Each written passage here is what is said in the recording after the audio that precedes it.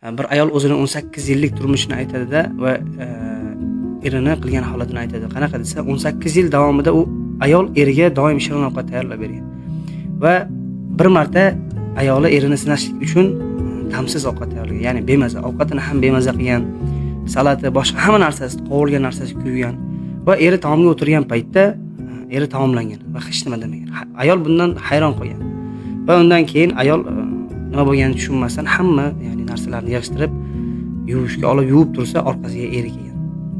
Orqasiga eri kelib, ya'ni yelkasiga urgan. Shunda ayol qaragan, er bag'riga bosganda, u ayolning peshonasidan urib qo'ygan.